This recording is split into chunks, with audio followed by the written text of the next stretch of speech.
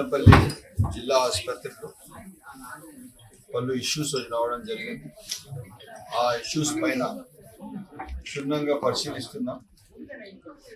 తప్పకుండా ఎట్టి పరిస్థితిలో గవర్నమెంట్ హాస్పిటల్ అనేది ప్రజలకు సంబంధించిన హాస్పిటల్.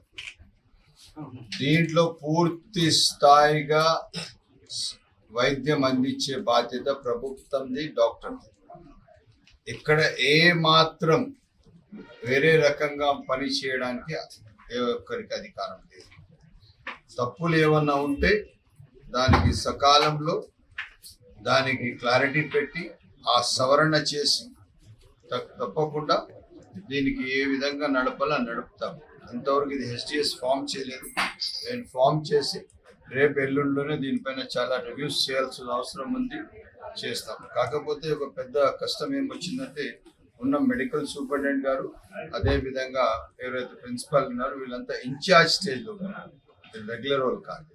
వీళ్ళు ఇన్ఛార్జ్కి రెగ్యులర్ అన్నా చేయాలా, లేదంటే వేరే వాళ్ళకన్నా ఏదో ఒకటి చేసి పూర్తి స్థాయిగా వాళ్ళకి బాధ్యత కల్పించి, ఇన్ఛార్జ్ ఉన్నా కూడా బాధ్యత వాళ్ళదే. ఇక్కడ ఏమి అఫైర్స్ ఉందో వాళ్ళే చూడాలి.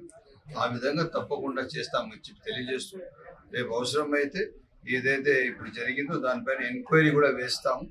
ఎక్కడ తప్పులు జరిగినాయి ఆ తప్పులు ఖచ్చితంగా సవరణ చేస్తామని తెలియజేస్తాం. మరిన్ని వీడియోస్ కోసం ఛానల్ ని సబ్స్క్రైబ్ చేయండి. లేటెస్ట్ అప్డేట్స్ కోసం వాట్సాప్ ఛానల్ ని ఫాలో అవ్వండి. ఆ లింక్ డిస్క్రిప్షన్ లో ఉంది.